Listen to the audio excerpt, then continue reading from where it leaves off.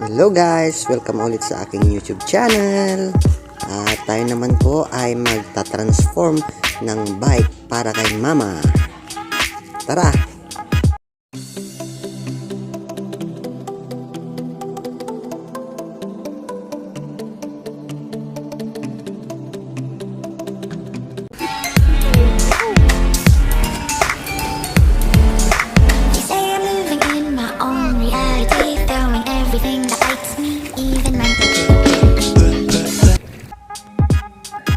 Bali guys, nabili lang natin ang buong bike na to sa halagang 700 pesos. Titignan natin kung ilan ang maaabot niya for the transformation. At yun nga guys, naisipan namin mag-ama na buuin at pagandahin ito para naman makatulong sa araw-araw na pagtitinda ng aking mother. Kaya tignan natin kung ano ang kalalabasan nito.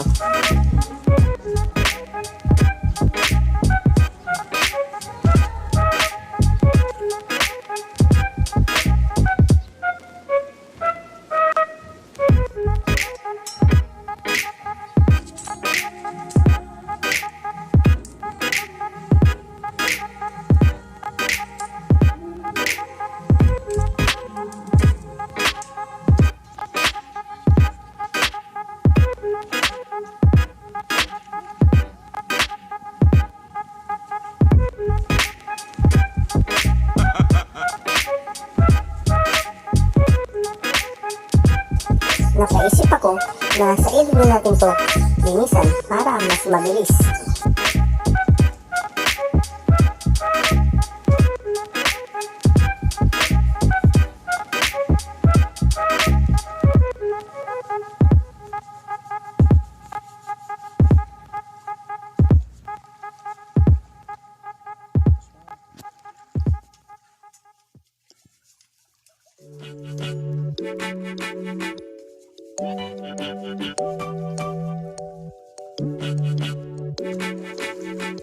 O, di ba guys? Sabi ko sa inyo, mas mabilis.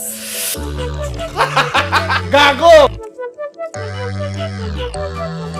It's turko time! Pahidan muna natin ng to guys para mas mabilis mawala ang kalawang.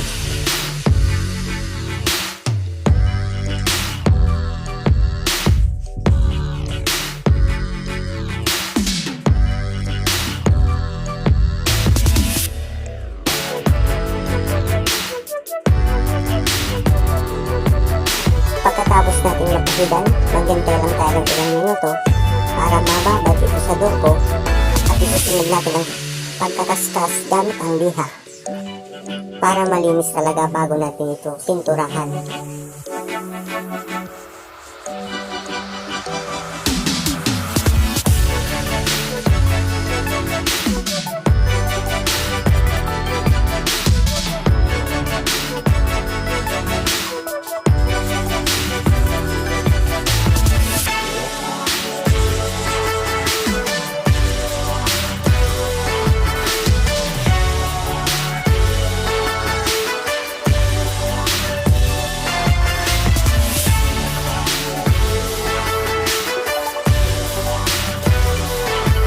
Same process lang ang gagawin natin guys hanggang mawala na lahat ang mga kalawang.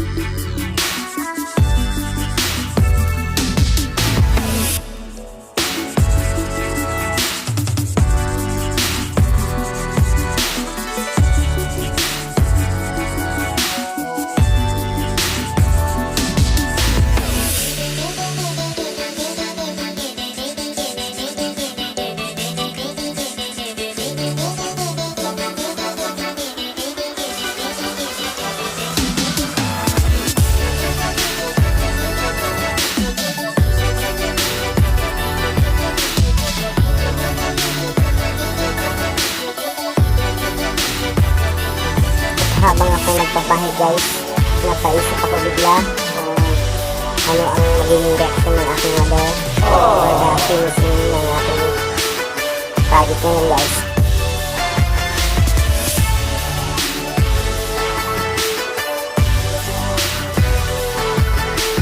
Ay, hapon na naman guys.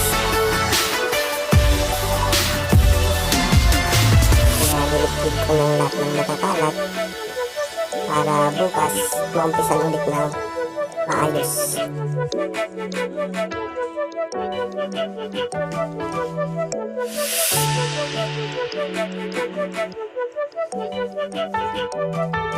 Good morning guys for our day 2.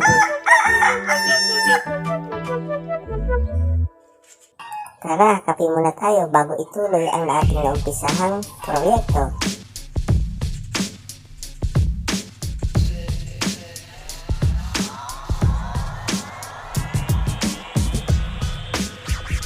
At habang nagkakaskas si Father, tayo naman ay tsada ko sa pagpipintura ng primer guys. Kailangan natin mag-primer guys para mas makapit yung pinturang ilalagay natin guys.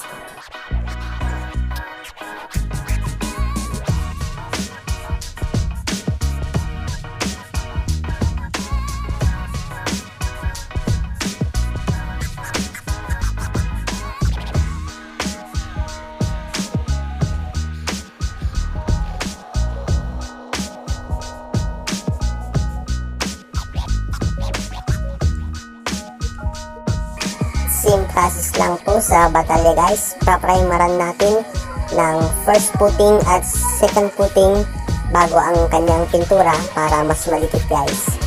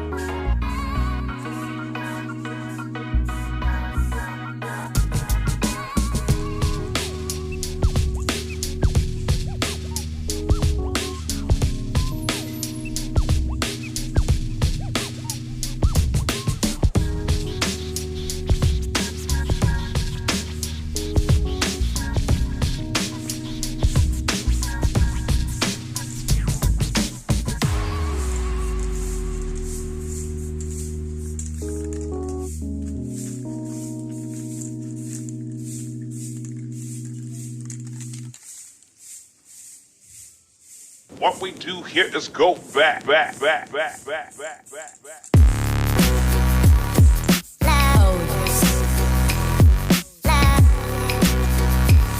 ang napili nating kulay para sa baterya guys ay metallic green. Maganda daw yun para sa body ng ating bike.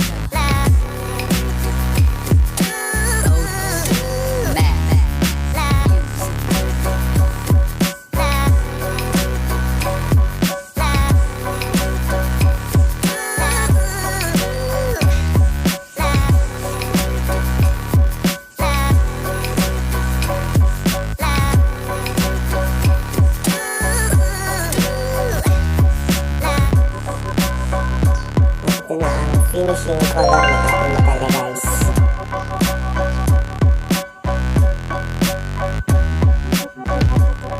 At isinunod ko namang pinturaan ng itim ang manubela guys.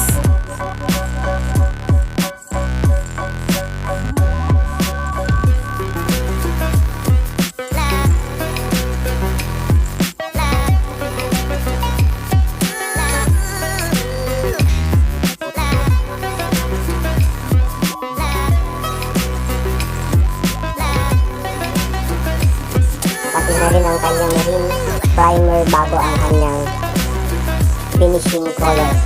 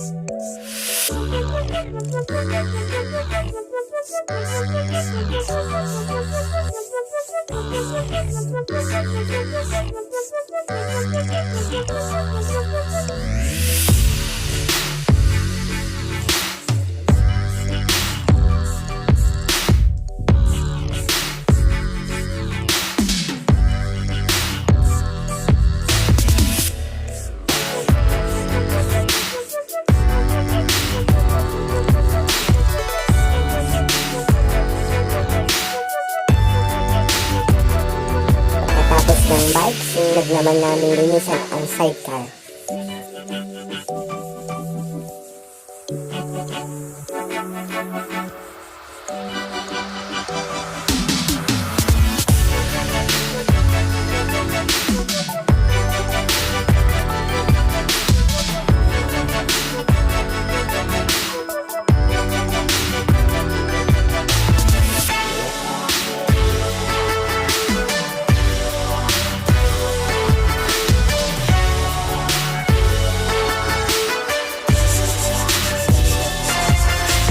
Papa po guys ang taga-fish. At ako naman ang taga-pintura guys.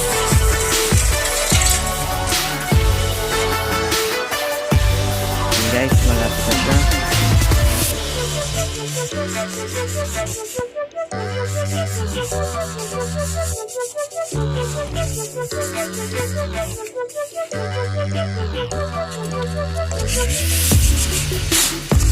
Wala na yung mga kalawang-kalawang.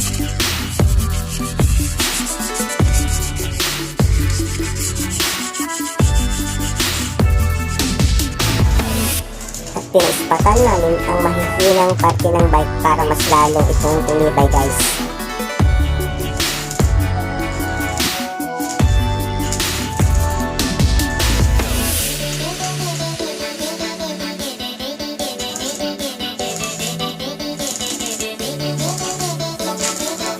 Pagkatapos maispatan guys, akin namang isunod ang pagpipintura ng primer.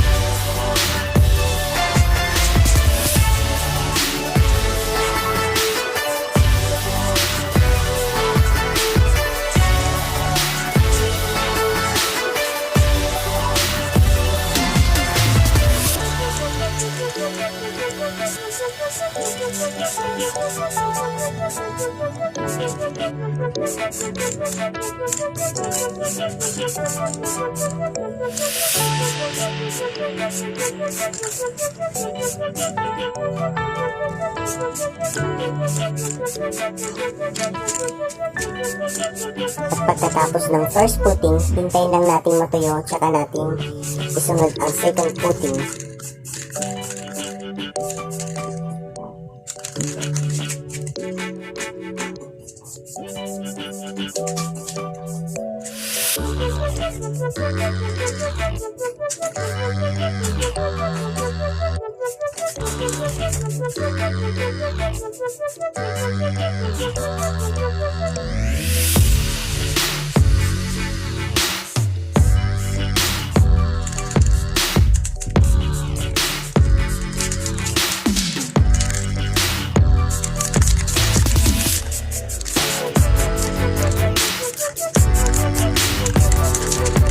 Pasensya na guys kung medyo magalaw ang ating video. Pagkatapos ng ating second footing, hintayin natin ng ilang minuto at isunod na natin ang kanyang finishing color.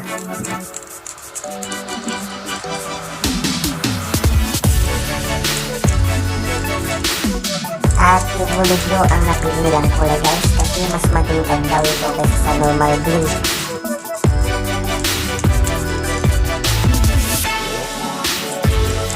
Malapit na siyang matapos guys.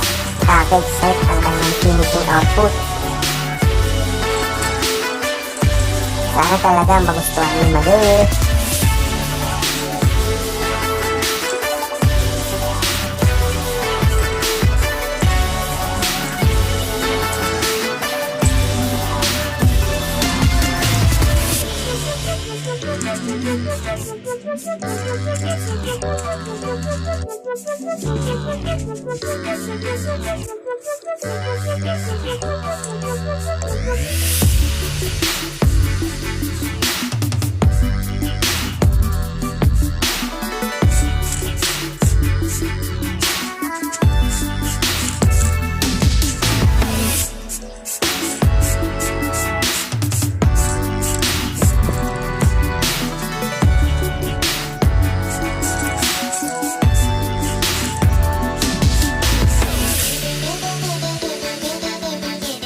Finishing coating na guys.